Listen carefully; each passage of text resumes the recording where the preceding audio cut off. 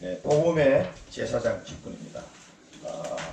이 복음의 제사장 직분 말을 보면은 좀 이제 의아하게 생각할 수 있는 부분이 이 복음이라는 말은 신약에 나오는 말씀인데 단어인데 제사장은 구약에 나오는 단어잖아요. 근데 사도 바울은 같이 썼어요 이거를. 그래서 복음의 제사장 직분.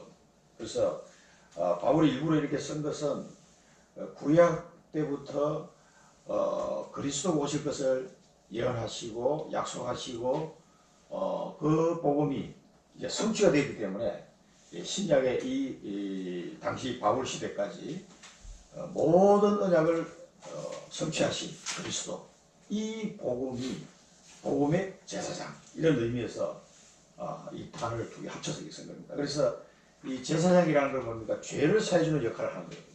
그러니까 복음의 제사장 직분을 한마디로 전도자, 우리가 전도자를 말합니다. 그래서 우리는 복음으로 사람을 살리는, 죄 사함을 받도록 도와주고 그 사람을 살리는 제사장 직분을 자기가 하고 있다는 걸 지금 이야기합니다. 특히 이제 이방인들을 살리는 복음의 제사장으로 내가 부름을 받았다. 자기의 직분에 대해서 지금 얘기를 하고 있습니다. 그래서 우리도 지금 이 시대에 하나님이 복음의 제사장 직분을 우리에게 주셔가지고 이 사명을 감당할 수 있도록 하고 있는 것이죠. 그러니까 누구든지 예수 그리스도를 믿는 순간부터 복음의 제사장 직분을 가지게 됩니다. 그래서 베드로전서 2장 9절에 보면 왕같은 제사장, 너희는 택하신 족속이요 왕같은 제사장이다. 그렇게 말씀하시는데 그 말씀과 같이 누구든지 예수 믿는 사람은 예수 믿는 그 순간부터 이 어마어마한 축복을 가지게 되는 거예요. 그래서 이제 이 직분을 감당하기 위해서 훈련받는 거고 그렇게 되는 거죠. 그래서 이 축복을 모르면은 예수 믿고 구원을 받은 거는 확신이 드는데 그 다음에 너는 어떻게 살아야 되지? 여기에 답을 찾을 수가 없어요. 이걸 모르면은. 그래서 오늘 중요한 바울의 직분, 또 바울의 자랑, 바울이 무엇을 자랑했는지, 또 바울의 결단 이런 부분을 보면서 우리가 지금 청주 지역에 어떻게 복음운동을 해가야 될지를 결단하는 시간이 됐으면 좋겠습니다. 우리가 성경이 하나님의 말씀입니다. 성경은 이 하나님의 말씀을 생명의 말씀, 창조의 말씀, 영원한 말씀, 성취되는 말씀, 이 성경 말씀을 유대인들은 갖고 있었어요. 제일 먼저 받았단 말이에요. 갖고 있었음에도 불구하고 뭘 놓쳤습니까? 복음을 놓쳤다는 거예요. 이 성경 속에는 66권 속에 전부 다 복음이 들어있습니다. 이걸 모르면은 성경 읽으면은 그냥 윤리 도덕책 비슷하게 돼버려요. 잘못하면은. 그래서 이 복음을 놓쳐가지고 유대인이 7번 재앙한다. 이스라엘이 7번 재앙한다. 너무나 간단한데 창세기 3장 15절에 뭐가 나옵니까? 여자의 후손으로. 6장 14절에 방주로. 또 무지개 언약으로. 하나님이 또 아브라함을 부르셔가지고 그 바벨탑 우상 숭배하는 데서 빠져나오더라. 내가 네게 지시할 땅으로 가라. 땅과 씨에 대한 언약으로. 다 그 내용이 뭡니까? 전부 다 이 복음에 대한 설명이거든요. 요셉의 인생을 통해서 예수 그리스도의 삶을 조명해 보여주셨어요. 이미 예표의 사건이란 말이에요. 그래가지고 출애굽법은 뭡니까? 피제사. 그리고 성막을 만들어라. 전부 다 그게 뭐냐면 그리스도를 설명하는 거예요. 그게 복음을 다 씁니다. 레위기는 5가지 제사로 그리스도를 표현합니다. 민수기에는 노뱀을 본 자는 다 살아나죠. 그러니까 그런 신명기는 하나님의 영원한 말씀으로, 율법의 말씀으로 그리스도를 설명하고 있습니다. 그리고 요나 같은 경우는 뭡니까? 뱃속에 3일 동안 들어갔다 나왔다. 이 말은 죽었다가 3일 만에 부활하실 것을 예표한 사건. 예수님 직접 그걸 설명하시죠. 요나의 표적 외에는 내가 볼 것이 없다. 그렇게 얘기합니다. 다 복음을 설명하는 어떤 성경은 다림줄이 뭡니까? 건축할 때 다림줄을 놓고 그 줄에 맞춰서 이렇게 건축을 해 올라가야 돼요. 삐딱하면은 건물이 삐딱하게 있으니까 이걸 요즘은 큰 기계를 하지만 옛날에는 그 다림줄을 해서 흙벽돌을 쌓았단 말이에요. 그러니까 그런 다림줄의 기준, 그게 전부 다 복음을 설명하는 거예요. 전부 다. 그리고 왕정신은 제사장, 선지자, 왕으로 하나님 그리스도를 설명하십니다. 그게 전부 다 성경에 나오는 복음입니다. 이걸 놓쳐버리면은 저주와 재앙이 막 그냥 닥치는 거예요. 내가 원하지 않는. 그래서 성경을 읽어도 거기서 복음의 비밀을 우리가 놓쳐버리면 절대 안 됩니다. 성경을 많이 읽는다 해서 다 좋은 것만은 아니에요. 읽되 그 속에 있는 복음을 자꾸 캐치해내요. 이걸 잊어버리면, 그러니까 그리스도의 안경을 쓰고 성경을 읽어라 이렇게 표현하거든요. 그렇지 않으면은 이상하게 성경 지식은 많은데 망해요. 그래서 우리가 일반 교회나 선교 단체들 보면은 성경 공부 많이 합니다. 저도 고신책에 있었거든요. 성경 암송하고 읽고 어떤 사람 막 성경을 써도 그냥 보면 될 텐데 이걸 다 써가지고 성경책을 자기 아들한테 물려준다고 자기 손으로 필사한 거를. 야, 정성이 대단하더라고. 그렇게 한다고 해서 되는 게 아니에요. 그 속에서 뭐를 발견해? 복음의 비밀과 이 능력을 딱 발견해야 됩니다. 그래서 그렇게 성경 공부 많이 하는데 전도하는 거 아니에요. 그렇게 성경 공부 많이 하는데 내 마음은 영혼은 메말라가요. 왜 그럴까요? 성경 공부를 해서 그래요. 공부를. 성경 공부를 하면 안 됩니다. 그 속에서 복음을 딱 찾아야 돼요. 그래서 이 복음을 믿음으로 내 마음에 붙잡아야 돼요. 믿음으로. 이게 이제 하나님의 은혜죠. 믿음으로 붙잡는데 이것을 나에게 준 언약으로 붙잡아야 돼요. 하나님 말씀을. 그냥 지나가버리면 아무 소용없습니다. 한마디라도 하나님이 이 말씀을 내게 약속을 주시는구나. 오늘 이 말씀도 마찬가지예요. 복음의 제사장 직분을 주셨다. 이 하나님이 내게 주시는 말씀이라고 내가 약속으로 딱 붙잡으면요. 이 천명이 천명. 그러면은 반드시 이 약속 말씀은 성취가 돼요. 하나님이 바울에게 주신 이 복음의 제사장 직분을 하나님이 나도 감당하게 하옵소서. 이 딱 내게 주신 약속을 붙잡아 버리잖아요. 그럼 나도 모르는 사이에 복음의 제사장 직분을 감당할 자로 내가 세우신다니까. 그게 말씀의 능력입니다. 능력. 나는 뭐 아무것도 할 줄 잘 모르고 할 수 없는데라고 생각할 수도 있겠지만 이거를 언약으로 잡으면 내게 성취가 된다. 그래서 이 언약 속에서 뭡니까? 천명을 딱 발견해요. 이것이 발견하고 난 뒤에 이걸 붙잡고 기도 속으로 들어가야 돼요. 그냥 기도하면은 우상숭배한테 기도하는 거하고 비슷하게 기도돼버려요. 잘못하면. 뭐 사업 잘 되게 해달라. 우리 아들 대학 합격시켜달라. 뭐 그런 기도밖에 할 게 없다니까. 이 언약을 붙잡고 하나님께 기도하면은요. 기도가 달라집니다. 정시 기도가 막 되어집니다. 한 맺힌 기도가 나옵니다. 그리고 이 언약을 붙잡고 여러분 예배에 참석하셔야 돼요. 그럴 때 이 기도와 예배가 이제 되어지기 시작하면요. 이 속에서 영적 힘을 굉장히 얻게 됩니다. 이상하게 별 기도 안 했는데도 그렇게 기도를 많이 한 것 같지도 않은데 굉장히 영적인 힘이 살아나기 시작한다. 나에게. 이 힘을 우리가 체험해야 됩니다. 이 힘이 없으면은 신앙생활 제대로 할 수가 없어요. 조금 오면 시험 들어버리고 어려워집니다. 그래서 이 기도와 예배가 되어질 때 어떤 현상이 응답이 이제 따라옵니다. 이때 응답이 따라오는데 이게 뭐예요? 오직 유일성 재창조 응답이 따라오거든요. 내가 하는 업에 우리 가정에 내가 사는 현장에 항상 오직 유일성 재창조의 응답이 계속 따라오게 되죠. 이거 내가 구체적으로 미주알 고주알 기도 안 했는데도 막 와요. 응답이 오게 돼 있어요. 이게. 그게 이 비밀입니다. 하나님의 말씀 속에서 따라오는 이 비밀들. 이거를 우리가 제대로 알고 본론을 봐야 되겠습니다.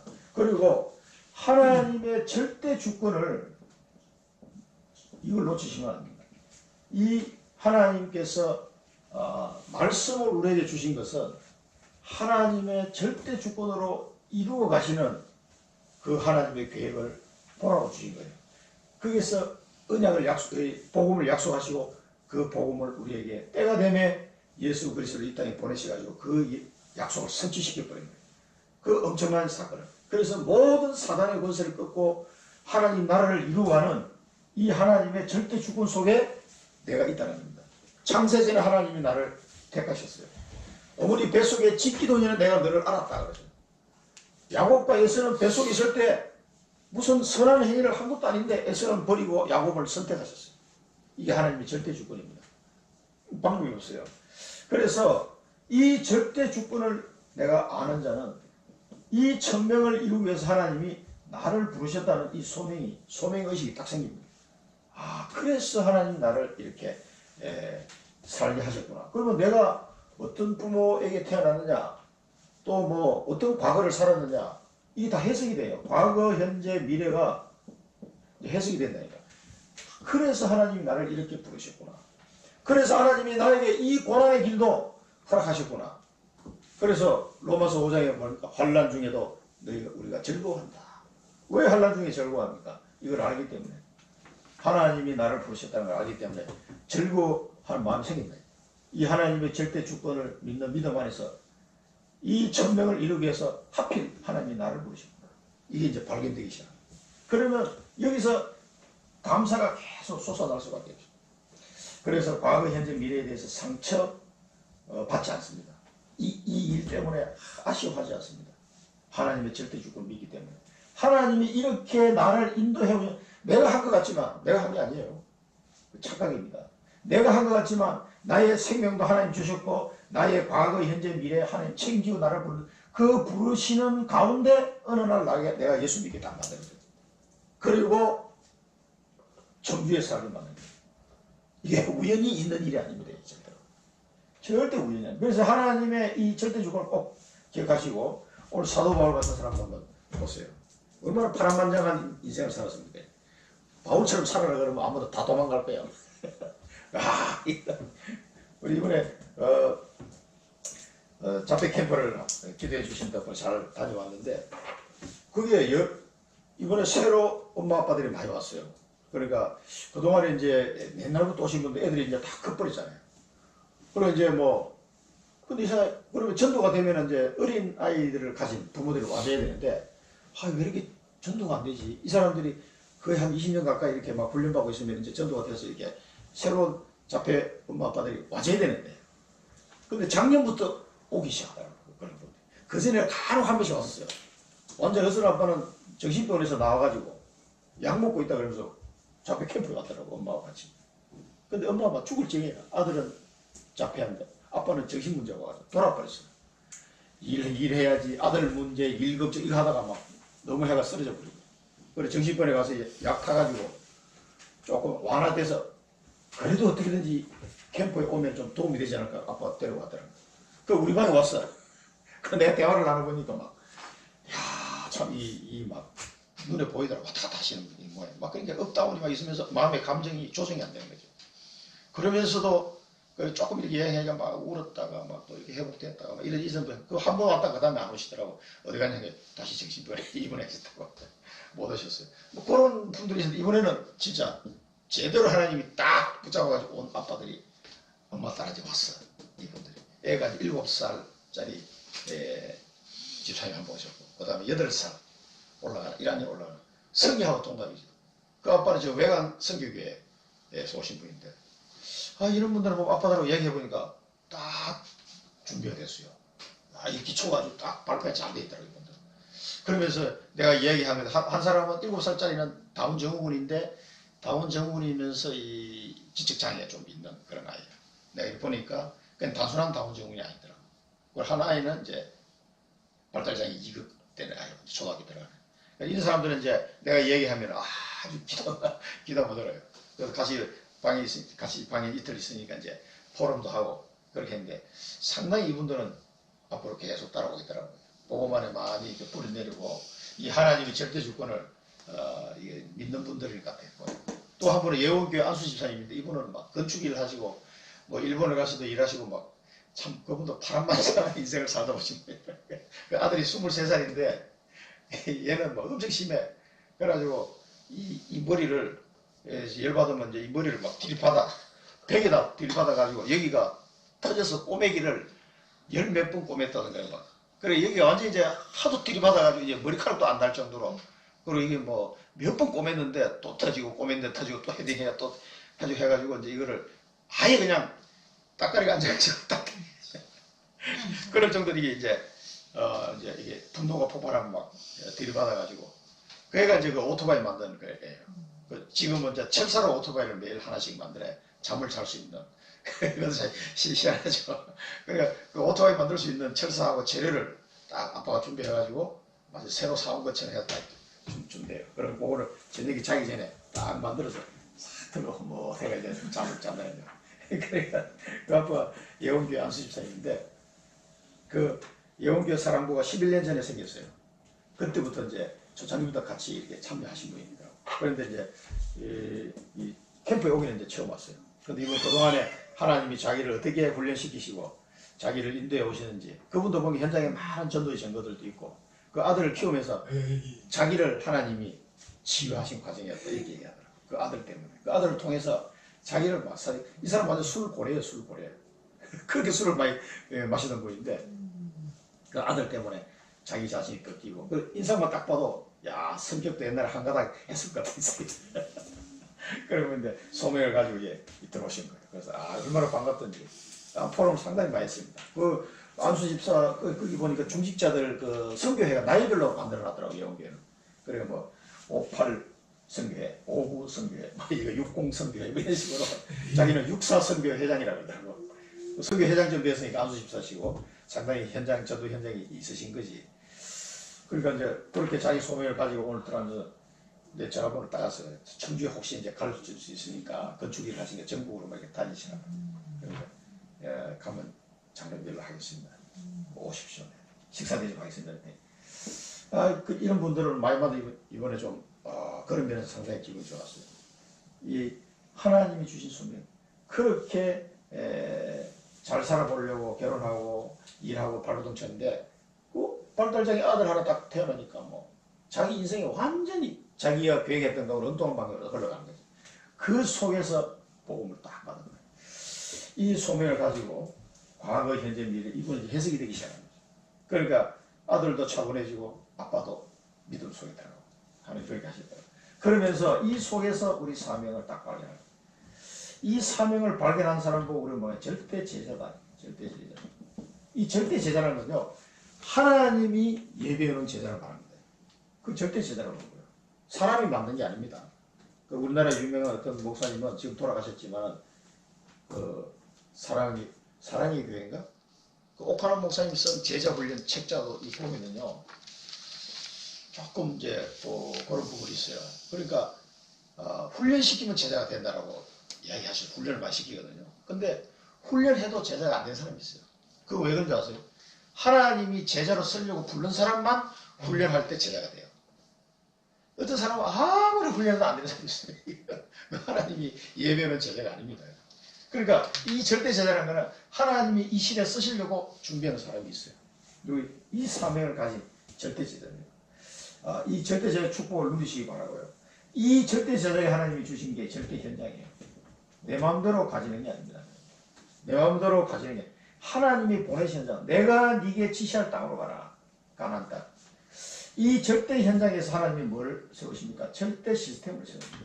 이 절대 시스템이 하나님이 세우신 시스템. 이거는 영원히 복음운동이 지속될 수밖에 없는 그런 시스템이 딱 세우시게 됩니다.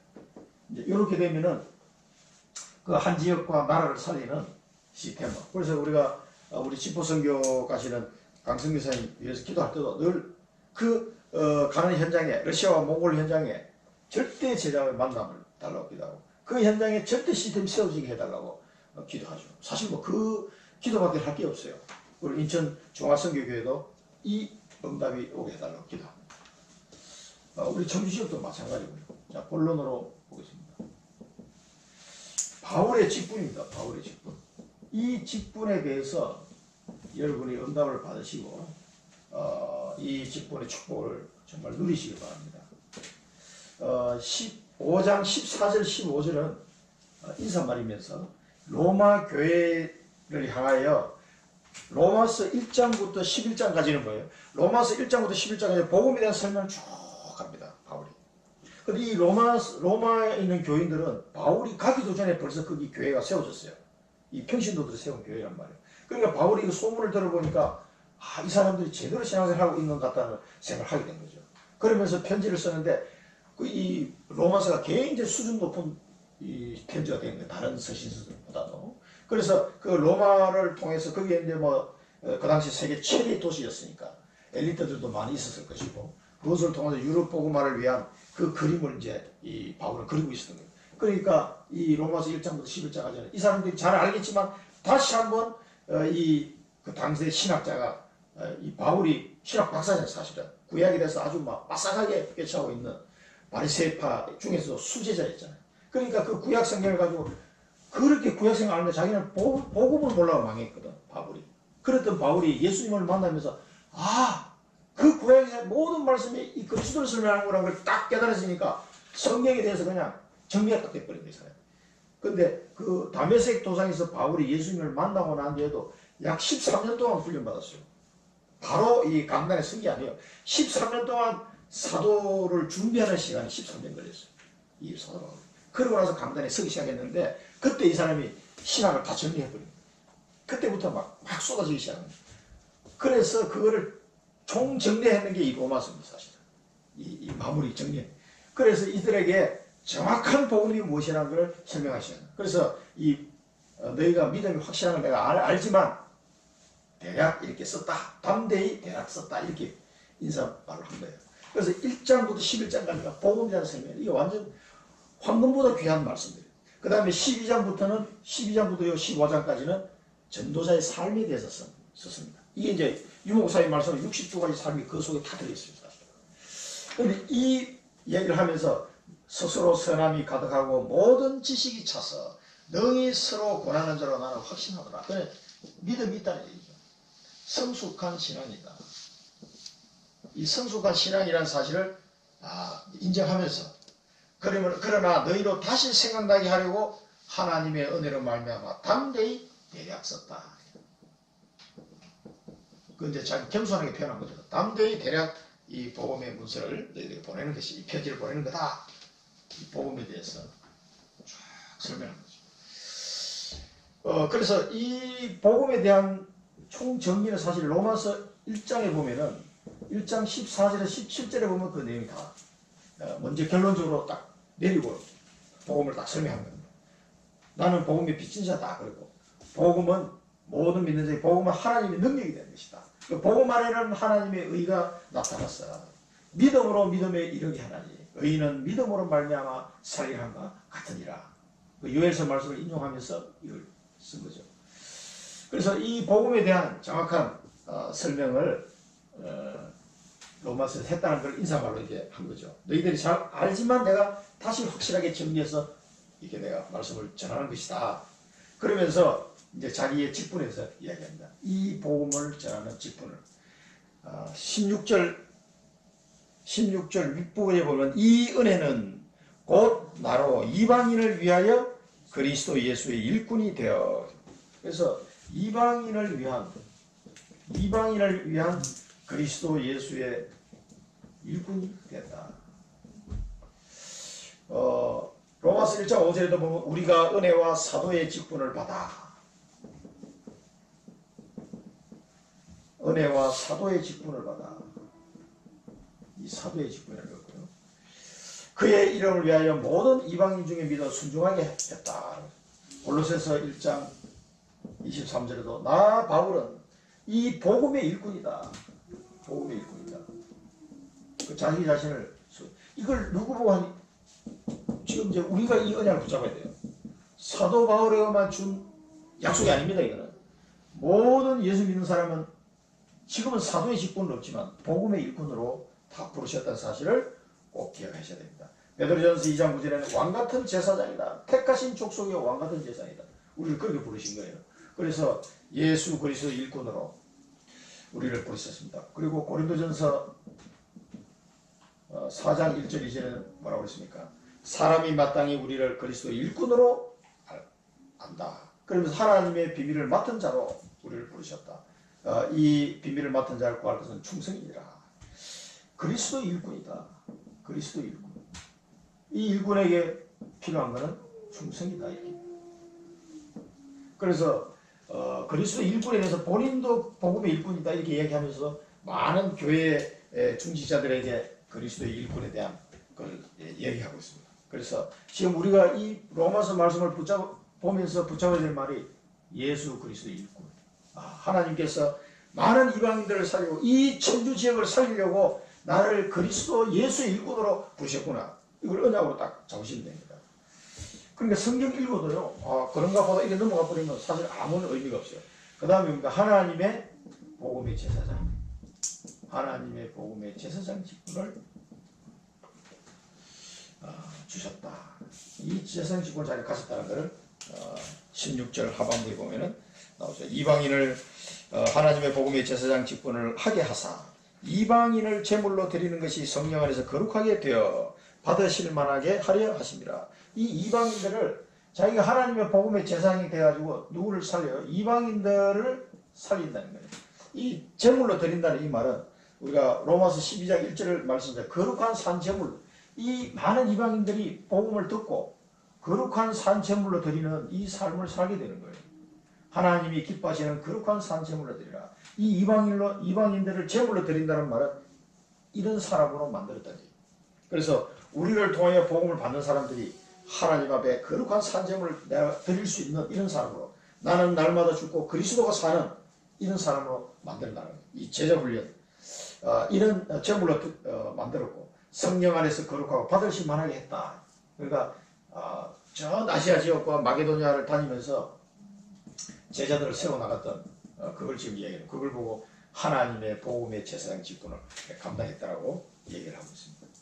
여기서 우리가 붙잡아야 될 언약은 하나님이 이 지역, 나를 이 지역과 237 나라를 살리는 237 나라를 위한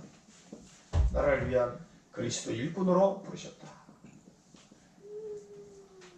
또 복음의 제사장으로 부르셨다는 것을 꼭 붙잡아야 되겠습니다. 이게 하나님이 오늘 로마서를 통해서 주시는 우리의 언약입니다. 이 지역과 237 나라를 살리는 그리스도 일꾼이요 복음의 제사장으로 나를 부르셨다. 이 언약을 붙잡으시고 놓치지 마시기 바랍니다. 이 축복이요 어마어마한 겁니다. 그러면서 바울이 자랑입니다. 바울은 뭐를 자랑합니까? 이제? 그리스도 예수 안에서 하나님의 일에 대해서 자랑한다. 하나님의 이름은 뭡니까? 빌립보서 2장 16절에 나오죠. 생명의 말씀을 밝혀 나의 다름질이 헛되지 아니하고 수고도 헛되지 아니하므로 그리스도의 날에 내가 자랑할 것이 있게 하려 함이라. 복음의 생명의 말씀을 밝히는, 이걸 위하여 달려가는, 이걸 위하여 수고하는, 그래서 헛되지 않는, 그래서 그리스도의 날에 내가 자랑할 수 있게 합니다.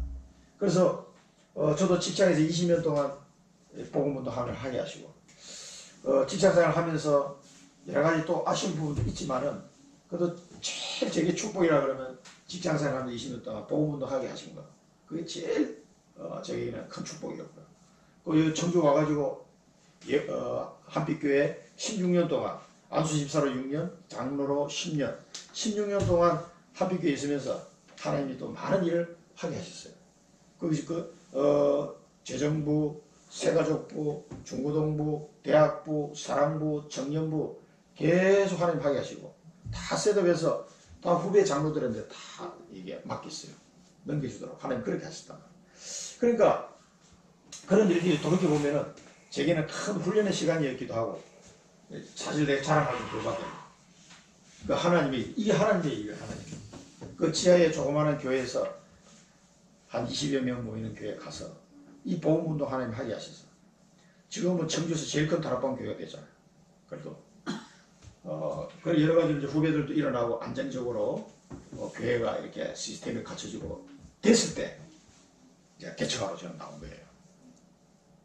그러니까 하나님의 큰 은혜 속에 이렇게 인도받게 된 거죠. 그러니까 그 중에 다락방을 해가지고 지금 한빛교회 시무장로로 있는 분 중에 2분은 제가 다락방에서 장로까지 되신 분들, 그 중에 권사님도 있고 안수집사도 있고 많습니다. 그래서 하나님이 그렇게 하셔서 지금 한빛교회 안 다니는 분 중에서도 집사가 되신 분들이에요. 2년 동안 다락방하면서 그 옛날에 그 지하에 있는 건물주인 뭐 건물주가 뭐 요즘 인기인데 그분들 마누라 두드려 패고 막 집어던지고 하시던 분, 교회 와서 막 행패부려 하시는 그분도 다락방 하게 돼요.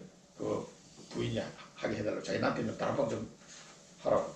그래가지고 매주 목요일마다 들어가서 2년 동안 다락방 했잖아요. 근데 하나님이 그분을 완전히 변화시켜가지고 지금은 집사님이 됐죠. 교회 집사님. 예수 영접하고 순한 양이 돼가지고 자기 부인 가방 못지 하고 그리고 어디 훈련하다 보면 따라와 그러면 한번 다 운전해가지고 막 부인 모셔다 드리고 이제 그렇게 바뀌어버렸어. 그러니까 완전히 사람 180도 그게 복음의 능력이에요. 그런 일들을 하나님이 저에게 맡겨주셨어요. 하게 하십니다. 너무 감사하죠. 그 세가족에서 수리한 사람은 80명. 그 중에 한 명이 우리 김정욱 집사님. 그래가지고 그 80명 넘는 분들이 거의 90% 이상이 다 정착했어요. 그 작은 교회. 그 지하에 조그마한 교회. 그 얘기하니까 우리 이 다락방 목사님, 정영은 목사님도 저 전반석교회 그 목사님도 깜짝 놀라시더라고요. 야, 90% 이상 내가 좀 깎아가지고 90%는 말했어요. 사실 95% 정착, 95%. 내가 통계를 다 내봤거든. 이 세가족부를 수료했는데 교회에 계속 나오고 있는 분이 몇 분인가. 다 조사를 해봤대요. 그 엑셀 자료에 아직도 지금 그 이름 명단에 다 들어있어요. 그저 이지 장로 같은 경우도 세가족부 수료했잖아. 이 친구도 수료했네. 지금은 한빛교회 아주 의사로서 중요한 역할을 하고 있는 중직자죠. 시무 장로이기도 하고. 그러니까 이런 사람들이 전부 다 거기서 기초적인 훈련을 받으면서 다 정착하게 됐어요. 이제 목사님의 기도와 또 성도들의 기도와 함께 하나님이 그 부흥의 은혜를 주시고 교회가 그냥 바로 100명 가버리더라고요. 200명, 100명을 가버리더라고요. 그러니까 하나님의 일, 이 일만이 내가 자랑할 것이 있게 하려 합니다.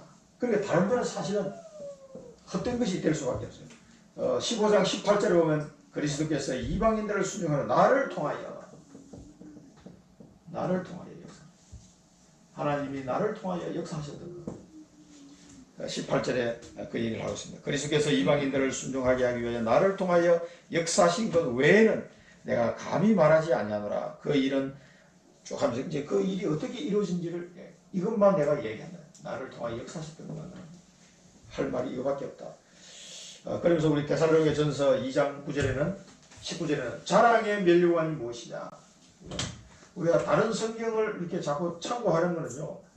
이 성경을 참고하지 않으면 이 구절을 정확하게 이해하는데 이해가 어려워요. 이 사도 바울이 썼던 이 다른 서신서를 통해서 자랑의 면류관이 무엇이냐. 그가 강림하실 때 우리 주 예수 앞에 너희가 아니냐. 이 자랑의 면류관이 다 전도 바울을 통해서 복음이 전해진 그 사람들을 보고 자랑의 면류관이다. 너희가 나의 자랑의 면류관이다. 갈라디아 6장 14절은 내게는 우리 주 예수 그리스도의 십자가 외에 결코 자랑할 것이 없다. 결코 자랑할 것이 없다. 갈라디아서 6장 14절. 십자가 외에는 그리스도의 십자가 외에는 결코 자랑할 것이 없다. 이게 사도 바울의 결론이죠. 나를 통하여 역사하신 것 외에는 그냥 말할 것이 없다. 그러면서 그 일은 말과 행위로 표적과 기사의 능력으로 성령의 능력으로 이루어진 것이다. 그 일은 성령의 능력으로 이루어진 것이다. 우리가 복음을 전하는 이 모든 복음운동의 역사가 말로도 하지만 행동하지 않으면 실천하지 않으면 안 됩니다. 그래서 말과 행위로 그러면서 하나님은 그 일을 할 때 많은 표적과 기사의 능력으로 하나님 보여주십니다. 저도 그 배만길 집사님 같은 경우 그 변화되는 모습을 보면서 처음에 만났을 때는 야 잘못하면 한 대 맞겠더라고. 인상이 막 워낙 이렇게 강한 눈빛으로 나를 째려보고 이래가지고 근데 이 복음의 말씀을 들으면서 그 눈이요 어떻게 변하고 굉장히 순한 눈빛으로 바뀌었어요. 그 나중에 보면 성도님 눈빛이 많이 바뀐 것 같습니다. 그러니까 씩 웃더라고. 집사님 보시기도 그렇죠. 그래서 눈이 아주 순하게 됐어. 그 어떻게 이렇게 바뀌었나니까 자기도 모르겠대. 이 하나님의 말씀을 계속 듣다 보니까 이 마음에 그 사람이 가지고 있던 분노가 있었어요. 친구도 없지. 중학교 졸업하고 계속 거기 여기 초정리 거기에서 계속 일만 했지. 그래 알뜰하게 모아가지고 건물을 지었단 말이야. 그런데 그가 와보니까 이사 와보니까 교회 십자가가 달려있고 말이야. 그 지하에는 웬 교회가 들어와 있어. 자기는 그렇게 싫어하는 교회가. 그래가 막 열이 받쳐가지고 마누라 막 두들펴고 그랬거든. 막 집을 던졌다 그러더라고. 그분의 장모님의 권사님의 간증을 들어보니까 막 우리 딸을 집어 던졌어. 걔가 덩치가 얼마나 작은데 걔를 집어 던졌다. 그래가지고 그 권사님 저를 엄청 좋아했어요. 자기 사이가 변했다고. 완전히 바뀌어버리니까 그게 성령의 능력이에요. 저도 봐도 신기하더라고. 야, 표적과 기사의 능력이 나타나고 그런 사람 내가 몇 명 봤어요. 그러니까 이게 하나님의 능력으로 이루어진 것이다. 그러면서 우리가 복음 전할 때 꼭 기억해야 될 내용이에요. 고린도전서 2장 4절. 고린도전서 2장 4절 보면 뭐라고 했습니까? 내 말과 전도함이 설득력 있는 지혜의 말로 하지 않는다. 다만 성령에 나타나시는 능력으로 된 것이다. 이걸 우리가 잘 이해해야 됩니다. 우리가 설득을 잘한다고 해서 그 사람이 예수 믿는 게 아니에요. 그래서 성령의 능력으로만 되는 것이기 때문에 우리는 오롯이 기도에 힘쓰는 거예요. 기도하는 방법밖에 다른 방법이 없어요. 기도하고 하나님의 시간표 딱 때가 만나게 하잖아요. 그러면은 이 사람이 내 말을 듣는 것처럼 이제 외형적으로 그렇게 돼요. 이 사람 내 말을 잘 들어. 야, 내가 말씀 전하는데 너무 잘 듣는 거예요. 그리고 또 착각하면 안 돼. 내가 역시 복음을 잘 전하는구나. 이게 또 착각하면 안 됩니다. 그게 내 말에 설득력이 있는 것이 아니다. 그게 성령의 능력이에요. 그때 우리가 기도하고 계속 기도하는 중에 딱 만나면요. 그 사람 이상하게 말을 잘 들어요. 말씀. 그래서 그 백만길 집사님도 나는 도망갈 줄 알았는데 도망을 안 가더라고. 듣기 싫은데도 앉아있어. 그 부인하고 약속을 했기 때문에 앉아있긴 앉아있는데 일대일로 앉았는데 앉아가지고 고개를 푹 숙이고 고개를 안 듣네. 그러니까 나도 한 맛이 안 나잖아. 그러니까 한 20분 간단하게 하고 그냥 가버려. 그래서 가만히 보니까 나하고 눈을 한 번도 안 마주치는 거예요.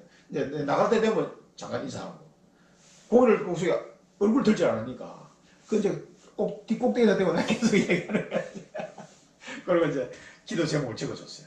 그러면은 일주일 동안 나 만난 일 동안 이렇게 기도해라. 한 5줄 정도 이렇게 딱 그감 꺾는 기도 그걸 적어주고 이대로 할 수 있겠냐 이거. 그거는 자기 할 수 있대. 읽어보니까 뭐 한 20초면 다 되거든. 이거 하루에 한 번 하는 거는 자기 할 수 있다는 거야. 꼭 약속해라. 그리고 이 사람이 시킨 대로 해서 그걸 가서 쭉 읽으면 예수 그리스도 이름으로 기도합니다. 아멘. 여기까지 딱 찍어놨으니까 그대로 읽으면 기도야. 꼭 한 20초면 되거든. 그것만 일주일 동안 계속 했는데 나중에 고개를 들더라고요. 흑암이 꺾이기 시작합니다. 신기한 일이에요.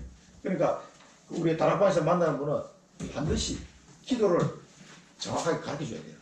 그리고 필요하면 적어주는 게 좋습니다. 요즘은 카톡이 있으니까 카톡으로 이렇게 적어서 보내줬죠.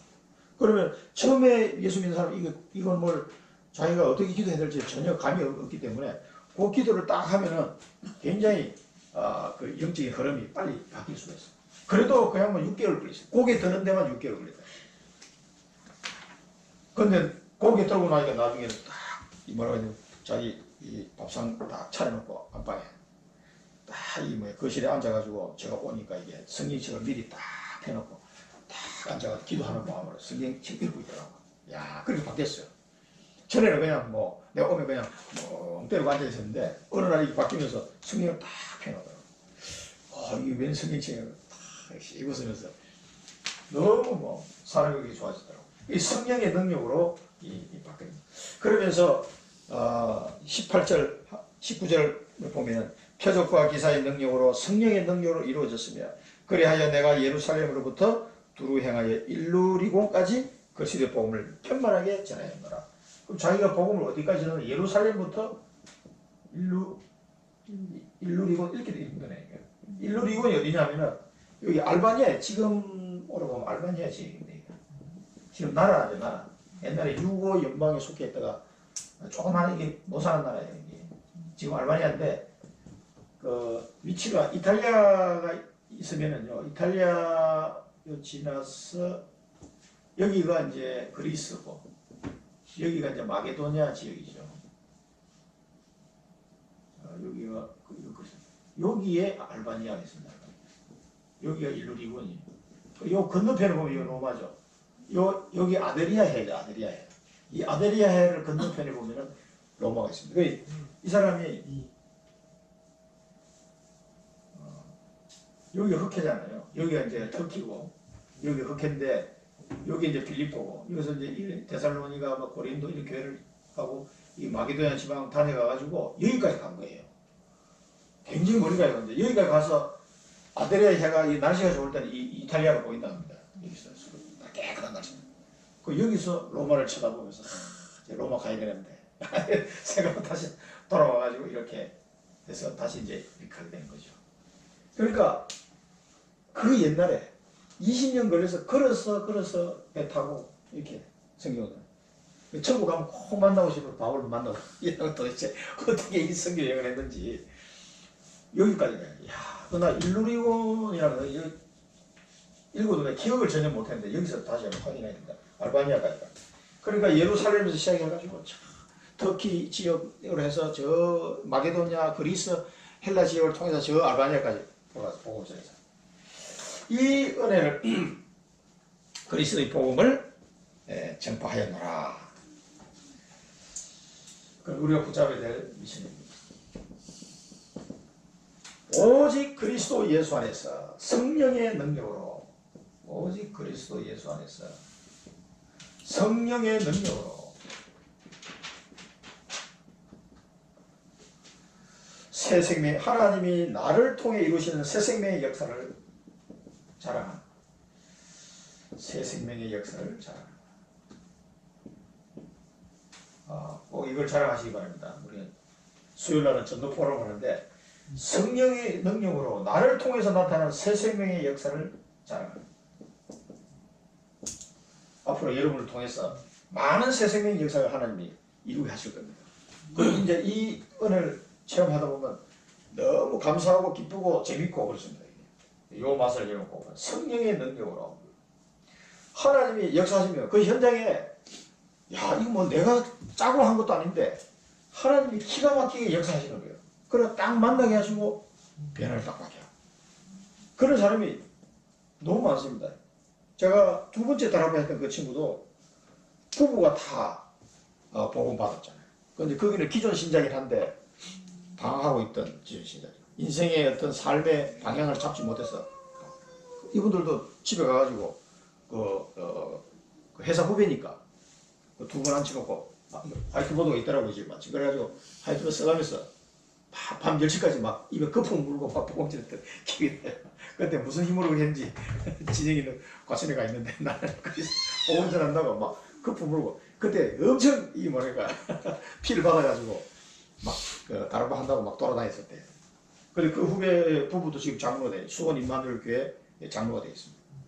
근데 내가 복음 편지를 했더니만 선배님 그럼 나도 일차합숙이라는데 어디서 하는지 모르겠는데 꼭 갔다 와야 되겠다. 그래 그럼 한번 갔다 와라.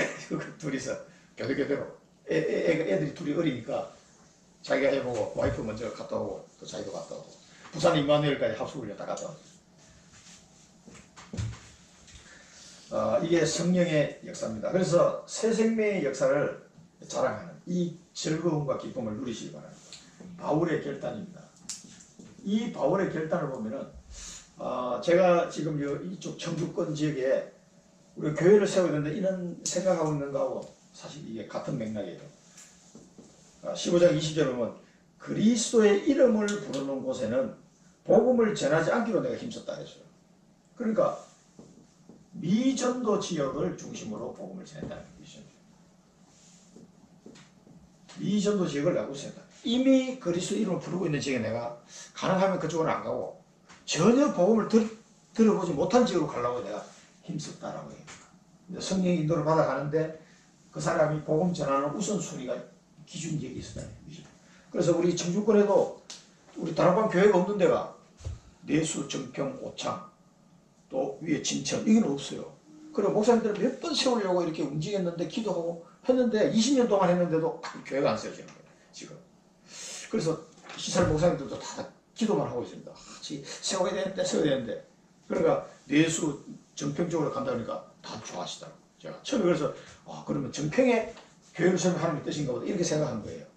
그래서 가보니까 그쪽 문이 닫혀버렸거든요. 정치로 오니까 그럼 교회 어디로 세우는 게 하나님 기뻐하니까 그래서 성령의 인도를 우리가 잘 받아야 됩니다. 지금 우리 다락방 교회가 없는지 근데 충북 핵심도시에서 한 가정이 또 이렇게 연결이 돼서 오는 거 보면서 이게 없는 지역에 그래서 그런 걸 잘 봐야 돼요. 그러니까 가능하면은 미전도 지역 우선으로 자기는 복음을 전하기를 힘썼다. 그러면서 남의 터 위에 이런 표현을 썼어요. 남의 터 위에 나는 건축하지 않아야겠다 라고 했고요. 그러면서 사실 고린도전서 3장 10절에 보면은 많은 터를 사실은 그러니까 이 터라는 거는 이제 전혀 보험이 안 들어가서 새로 개척해야 들어간 거죠. 완전 맨 땅에 헤딩해가지고 그게 기초를 깔아놓고 그게 이제 교회가 세워질 수 있도록 준비하는 이 남의 터 위에 자기는 교회를 건축하지 않겠다고 이제 결심했는데 실제로는 바울이 그런 터를 많이 닦아줬어요. 다른 사람들이 세울 수 있도록. 그래서 내가 지혜로운 건축자와 같이 터를 닦아두며 다른 이가 그 위에 세우나 그러나 각각 어떻게 그 위에 세울까를 조심할지니라. 그래서 나는 심고 아볼로는 물을 주었다. 그렇게 표현했죠. 자기는 씨를 뿌리고 거기 아볼로는 가서 물을 주었다. 그러나 자라게 하시는 분은 하나님께서 자라게 하신다. 그런 표현인데 뿌리는 자나 물을 주는 자나 다 각각 자기 하는 행할대로 상급이 있을 것이니라. 이렇게 표현했죠. 그래서 어떤 사람이 터를 닦아놓으면 기도의 터, 또 전도의 터를 닦아놓으면 거기 또 언젠가는 교회가 세워지는 이런 축복들이 또 내가 아니더라도 다른 사람이 와서라도 교회를 세워지는 이런 일들이 있습니다. 근데 그걸 지금 이야기하는 거죠. 그러니까 이게 우리가 잘 참고해야 되는, 교회를 세울 때 참고해야 될 사항입니다. 주의 소식을 받지 못하는, 이제 이사야 52장 15절 말씀을 인용해가지고 주의 소식을 받지 못한 자들이 볼 것이요 듣지 못한 자들이 깨닫게 될 것이다. 그래서 한 번도 이 복음을 보지 못한 자, 받지 못한 자들, 듣지 못한 자들이 이 복음의 소식을 듣고 구원의 축복을 받게 되는 이런 일들을 계속해서 하게 되는 겁니다. 그래서 이 사도 바울의 이 로마와 사도 바울이 나중에 서바나까지 갔잖아요. 그 선교 행적을 통해서 초대교회가 250만 명 결국 로마를 정복하고 그 뒤에 약 150년 뒤에 아우구스티누스라고 해요. 어거스틴을 통해서 전 유럽에 복음이 들어가는 그 어거스틴과 그 교부 시대에 가톨릭이 생기기 전입니다. 그때 약 한 150년 동안에 걸쳐서 전 유럽에 복음이 들어가는 일이 벌어졌어요. 그때 일어났던 일들을 이렇게 보면요, 진짜 바울 시대에 있었던 그런 역사들이 어거스틴에서도 있었어요. 그래가지고 옛날에는 이게 나무를 섬기는 이 프랑스나 이 유럽에 오래된 나무를 이제 우리나라처럼 그 우상숭배가 있어요. 하나의 에피소드 보면은 어거스틴가 도끼로 그 나무를 딱 찍어서 잘라내고 그 마을에 신주단지처럼 모시고 있는 나무를 일부러 잘라버려요. 그러면서 이 복음을 쓰냐. 그게 막 불안에 뜨는 게 그 나무 자르면 큰 화가 온다. 그 유럽 사람들도 그런 게 있었던 거예요. 막 그런 에피소드도 있고 그래요. 그러니까 이 유럽에 완전 무지한 그 유럽 땅에 이 로마 교회에서 이제 선교사들이 막 파송돼가 스페인어로, 프랑스로, 영국으로, 독일 지역으로 막 들어갑니다. 그 옛날에. 사도 바울을 위해서 교부 시대에 그런 일들이 이제 일어나게 되는 거죠. 그래서 우리가 여기서 붙잡아야 될 비전은 노바디. 아무도 볼 수 없고, 아무도 할 수 없고, 아무도 갈 수 없는 이 노바디 선교를 하는 사람으로 하나님 우리를 세우게 됩니다. 우리 청주지역에서도 아무도 가지 못한 이 현장에 우리는 교회를 세우고 하나님 뜻을 이루어야 됩니다. 그게 우리 청주 임만해 주신 하나님 계획이라고 저는 확신합니다. 그래서 자꾸 이쪽 북쪽으로 자꾸 보는 거예요. 딴 데는 있으니까 우리가 없는 지역으로 가야 돼요. 가능한. 그게 하나님의 계획이고요. 또 아무도 가지 못하는 우리가 몽골 선교 지금 같이 동참하고 있지 않습니까? 아무도 가지 못하고 볼 수 없고 할 수 없는 사랑부 선교 우리 교회에서 지금 하고 있지 않습니까? 그런데 이 노바디 선교의 비전을 우리가 가지고 가야 되겠습니다. 결론. 그래서 이 일들을 복음의 제사장 직분을 잘 감당하기 위해서 우리가 지금 메시지가 본문 메시지가 쭉 나오는 게 눈에 안 보이는 틀을 없애라. 눈에 안 보이는 틀. 눈에 안 보이는 틀을 없애라. 노예 근성, 포로 근성, 속국 근성. 이 눈에 보이지 않는 나에게 뿌려 내려져 있는 이 근성들을 없애버려요. 눈에 안 보이는 틀을 없애라. 눈에 보이진 않지만 내 속에 지금 자꾸 이렇게 체질화되어 있는 이 틀들을 딱 없애버려요. 그래서 복음의 제사장 직분을 내가 감당할 이 노바디 선교의 주역으로 쓰임받아야 되겠습니다. 눈에 안 보이는 틀을 없애고 뭔가에 빠진 상태, 내가 어디에 빠졌는지 뭔가에 빠진 상태, 뭔가에 덮인 상태, 뭔가에 묶인 상태, 이 상태에서 빠져나와야 됩니다. 뭔가 내가 빠져있는 건 없는지, 내가 뭔가 자꾸 덮여있는 건 없는지, 내가 뭐 어디에 묶여있는 건 없는지, 뭐 돈에 묶일 수도 있고요. 뭔가 막 게임에 빠질 수도 있고, 뭔가에 내 사상과 생각이 뭔가에 빠지고 덮이고 묶인 게 없는지, 이거 빨리 벗어나야 돼요. 하나님은 나를 복음의 제사장 직분을 주시려고 이미 나를 선택하고 나를 부르셨기 때문에 빨리 우리가 이걸 벗어나야 됩니다. 이 방법은 이 안 보이는 틀을 벗어내고 없애고, 이런 빠진 상태, 덮인 상태, 묶인 상태 빠져나오려면 오직 방법은 오직밖에 없습니다. 유목사님 말했죠. 오직을 통해서 하나님이 나와 함께하는, 하나님이 우리와 함께하는 임마누엘, 하나님이 모든 것과 함께하는 원네스.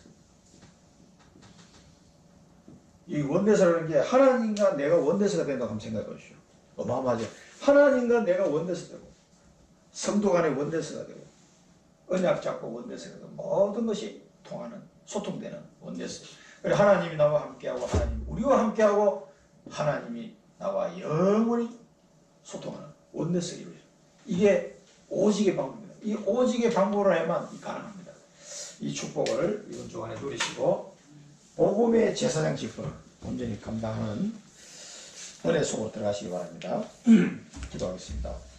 살아계신 하나님 아버지, 은혜를 감사합니다. 저희들에게 귀한 말씀을 주시니 감사합니다. 복음의 제사장으로, 그리스도의 일꾼으로 우리를 불러주셨사오니 하나님 아버지, 이 사명을 온전히 감당할 수 있도록 날마다 주의 성령으로 충만케 하시고, 오직 복음의 열매를 통하여 자랑할 것이 있는 자로 저희들을 세워 주시옵소서. 눈에 보이지 않는 틀에서 빨리 벗어나게 하시고, 빠지고 뜯히고 묶인 상태에서 벗어나는 은혜를 저희들에게 허락하여 주옵소서.